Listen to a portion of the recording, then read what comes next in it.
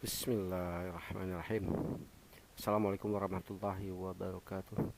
Alhamdulillahirabbil alamin wa bihi nasta'inu ala umuri dunya waddin. Wassalatu wassalamu ala asrofil anbiya'i wal mursalin wa ala alihi wa ashabihi azmain.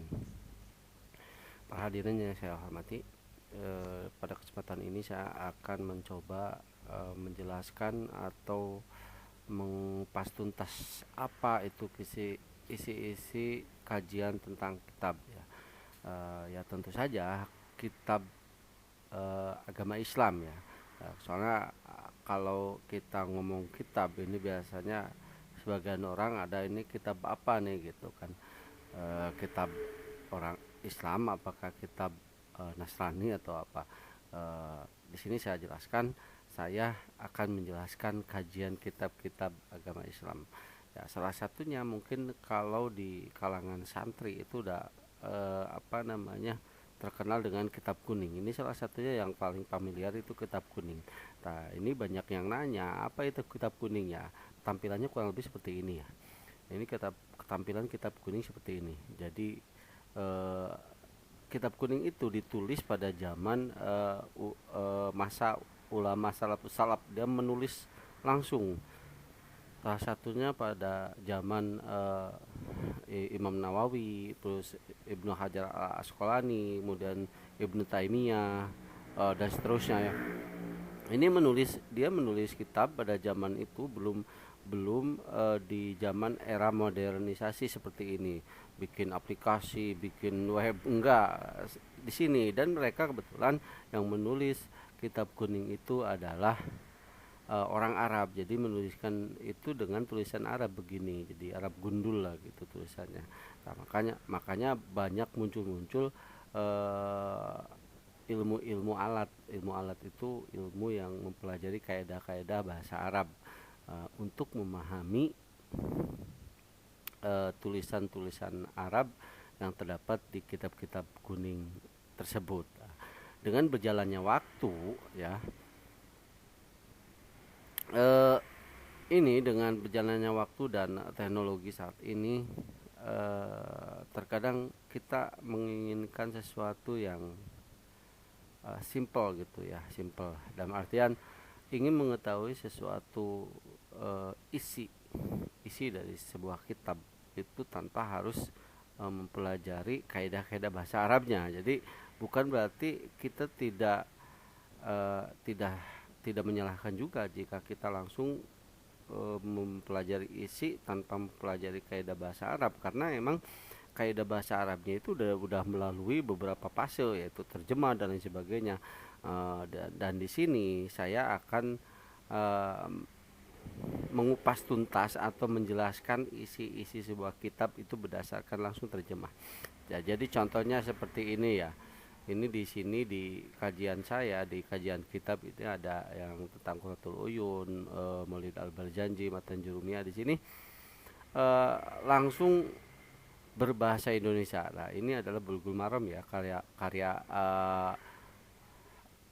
Al Asqalani, ya, Ibnu Hajar Al Asqalani ini ya. Ini. Jadi langsung ini. Kalau kalau aslinya seperti ini nantinya, tulisan kayak gini. Karena nggak paham.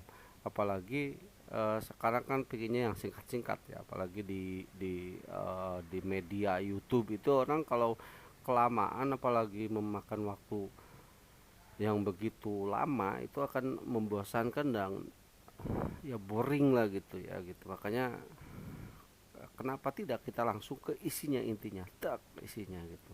Jadi di sini di channel ini saya mencoba akan untuk menjelaskan beberapa kitab dengan langsung menjelaskan intinya, eh, intinya seperti ini ya, intinya. Eh, ini ini saya coba yang Bulughul Maram ini versi terjemahnya, yang terjemah, dan di sini juga ada keterangan pencetaknya siapa, penerjemahnya siapa, ada dijelaskan. Dan saya akan menyebutkan hal-hal tersebut karena ini bukan saya hanya menjelaskan, membacakan gitu. Jadi tidak tidak bukan buah pemikiran sendiri gitu. Dia menjelaskan supaya memudahkan bagi mereka yang ingin tahu gitu. Jangan sampai kita datang ke pengajian yang ingin tahu, yuk belajar kitab Bulughul Maram atau Safinatun Najah. Wah, pakainya pakai kitab kuning. Yang datang para orang tua ya, aduh, mumet gitu ya. Bro-bro kita tahu paslun itu apa gitu kan, nggak tahu gitu.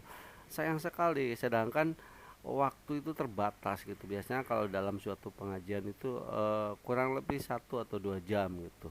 Itu sangat disayangkan sekali dengan waktu yang sangat terbatas, isinya tidak tersampaikan gitu. Kecuali judulnya, kalau santri itu memang eh, emang faknya gitu bagiannya santri, karena emang santri adalah difokuskan untuk mengkaji secara khusus ilmu-ilmu agama sampai ke akar-akarnya, sampai dengan kaidah-kaidah bahasa Arabnya itu emang tak harus tahu gitu. Jadi saya kembali lagi kepada channel ini. eh, Marilah kita membangun pemahaman Islam yang sebenarnya, dan kita kembali kepada eh, buku-buku atau apa namanya, eh, kitab-kitab yang para ulama salafus salaf telah susun ya. Dan ini kalau kalau umpamanya kalian tahu ya, para ulama salaf salaf itu dia, wah, seperti Ibnu Hajar Al Asqalani, Ibnu Taimiyah, Ibnu Katsir, Imam Ghazali, wah itu imam-imam besar, Imam Nawawi itu kan imam besar yang mereka sangat fantastis kalau kita tahu kisah-kisahnya ya. Kita kembali kepada kisah-kisah orang-orang kita lah, orang-orang Islami. Jangan bukannya tidak boleh, cuman lebih baik itu. Kenapa kita melihat superhero, superhero itu sangat menarik, kenapa kita tidak tertarik dengan superhero yang sebenarnya gitu di genre Islami ini gitu ya. Seperti yang saya sebutkan tadi, Ibnu Hajar Al Asqalani, Ibnu Khaldun, Ibnu Taimiyah, Ibnu Katsir, Imam Nawawi, Imam Ghazali, itu kan itu superhero yang beneran itu ya, tembus sampai akhirat gitu. Nah, jadi kita kembali tentang kajian ini. Ini yang akan saya kaji, mengupas langsung isinya tentang eh, kitab-kitab Islami itu. Yang kitab kuning ini kan banyak ya. Ada tentang tauhid, tentang fikih, seperti tadi apa, Bulughul Maram itu tentang fikih ya, tentang muamalah, tentang kaidah-kaidah bahasa Arab itu ada jurumiyah dan sebagainya. Jurumiyah, Imriti, eh, banyak lah ya. Kemudian tentang fikih itu ada Bulughul Maram, ada Safinatun Najah, ada Fathul Muin. Itu Fathul Muin itu ini udah saya kaji ya. Yang orang India ini yang menulis itu orang India ini ya, Fathul Muin. Kalau Bulughul Maram kan tahu tadi Ibnu Hajar Al Asqalani itu. Mungkin kalau menurut saya sih lebih terkenal Ibnu Hajar Al Asqalani ya dibanding eh, pengarang Fathul Muin.